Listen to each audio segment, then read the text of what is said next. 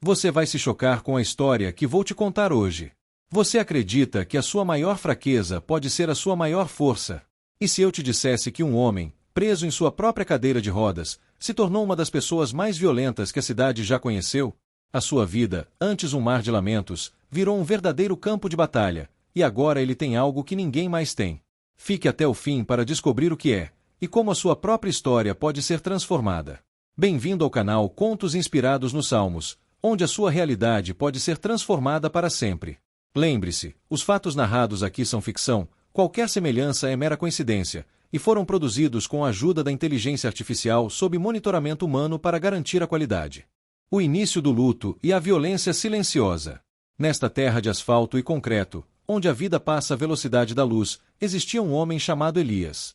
Ele não era apenas um homem, era a personificação da dor e da frustração. A vida de Elias mudou de forma brusca e irreversível após um acidente de carro que o deixou paraplégico.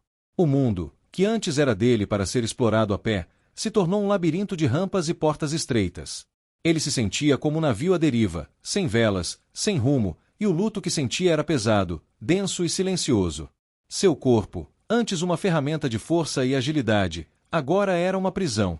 E essa prisão, com o tempo, gerou uma violência interna, uma fúria contida que ameaçava explodir a qualquer momento. Suas mãos, antes firmes, agora apertavam os aros da cadeira de rodas com uma força que poderia amassar metal, e a cada volta que dava, era como se ele estivesse roendo o próprio osso. Ele se sentia abandonado por Deus, por si mesmo, por tudo. O Salmo 65, que fala de um Deus que aplaca o ruído dos mares e o tumulto dos povos, parecia uma afronta, um eco distante de um mundo que não era mais o dele.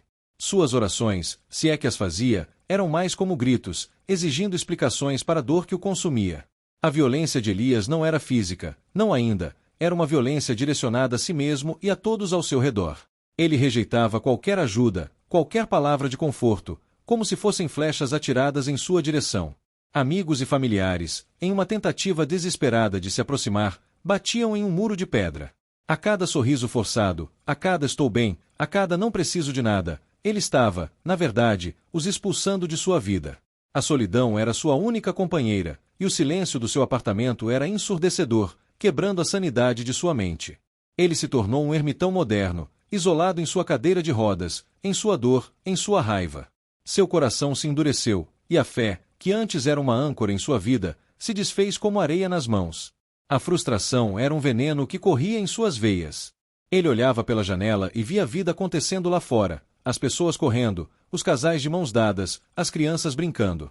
Ele se sentia um fantasma, um observador de uma vida que ele não podia mais viver. A inveja era um monstro de 1000 cabeças que o assombrava noite e dia, e ele alimentava essa inveja com pensamentos sombrios e amargos.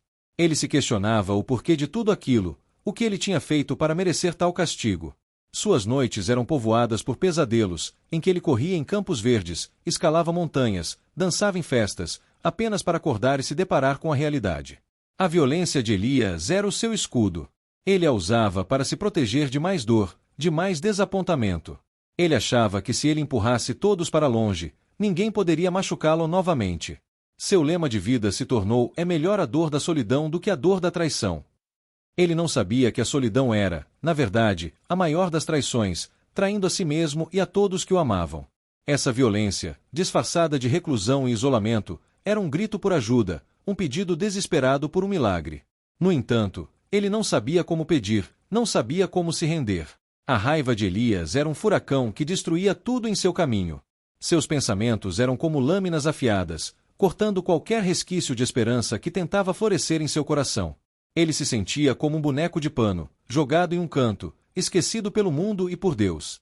O Salmo 65, com sua promessa de que Deus visita a terra e a rega, parecia uma piada de mau gosto, pois a vida de Elias estava árida, seca e sem qualquer sinal de chuva. Sua alma era um deserto. A explosão e o ponto de virada. Um dia a violência interna de Elias finalmente explodiu. A gota d'água foi a visita de sua irmã, que, preocupada, tentou arrastá-lo para fora de casa. Elias, tomado por uma fúria incontrolável, a empurrou. A cadeira de rodas, uma extensão de seu corpo, se chocou contra a parede com um baque surdo, e os olhos de sua irmã se encheram de lágrimas. Elias se arrependeu no mesmo instante, mas o estrago já estava feito. A sua fúria, antes silenciosa, havia se tornado física, e ele sentiu um profundo desgosto por si mesmo. Foi nesse momento que ele percebeu que a violência que ele exercia contra os outros era, na verdade, uma violência que ele exercia contra si mesmo. Ele viu no rosto de sua irmã o reflexo de sua própria dor. Ele se sentia um monstro. Em sua solidão, após a partida da irmã, Elias se sentiu mais vazio do que nunca. A explosão o havia exaurido. Ele se sentiu como um guerreiro que perdeu a sua última batalha, e a rendição era a única opção. Ele olhou para sua cadeira de rodas, a sua prisão, e começou a chorar. Não eram lágrimas de raiva, eram lágrimas de arrependimento, de luto, de dor. Ele se lembrou da promessa do Salmo 65, Bem-aventurado aquele a quem tu escolhes, e fazes chegar a ti, para que habite em teus átrios, fartar-nos-emos da bondade da tua casa e do teu santo templo. E em meio ao seu choro, ele fez a sua primeira oração verdadeira em muito tempo.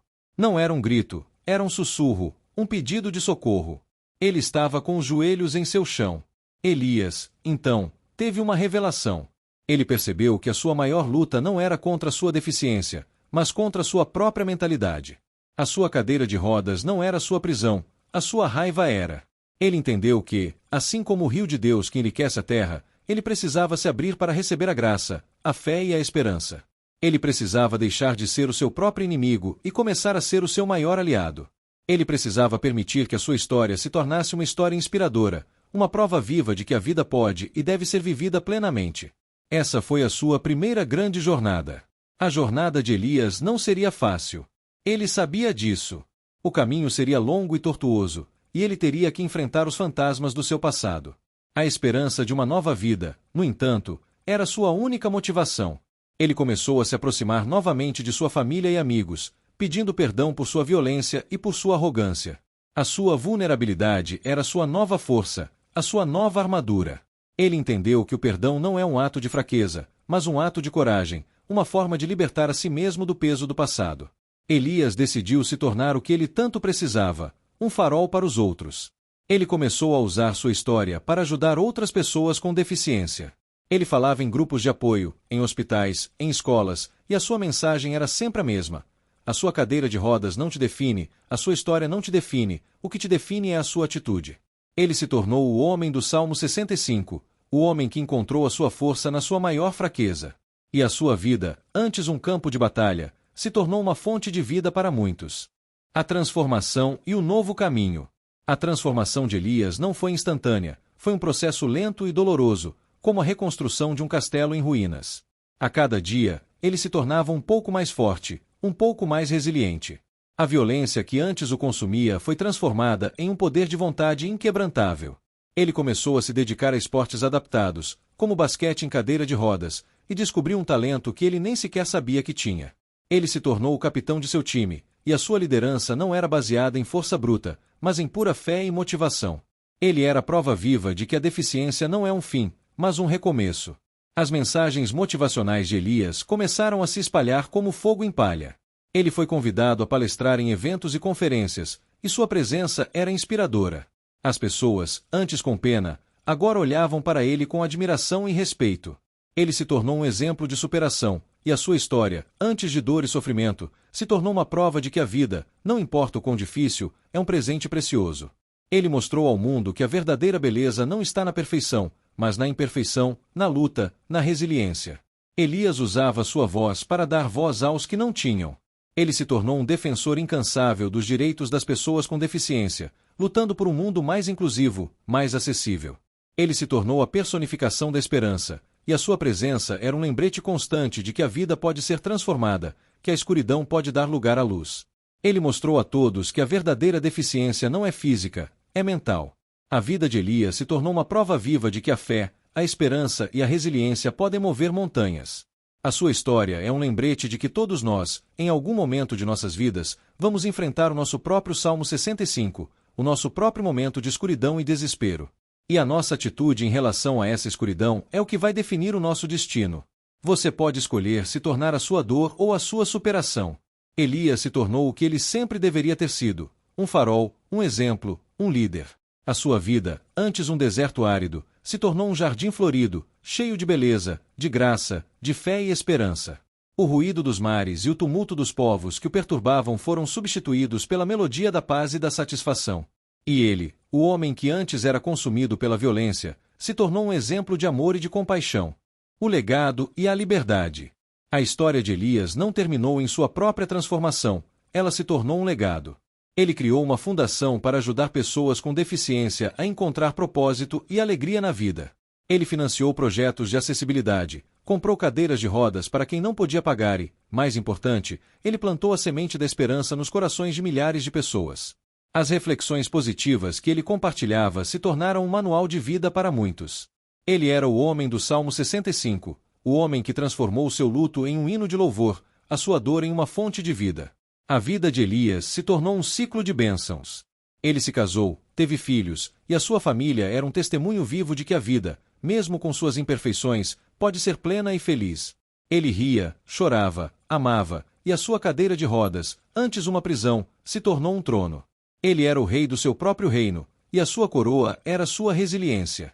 Ele mostrou a todos que a verdadeira liberdade não está na ausência de limitações, mas na nossa atitude em relação a elas.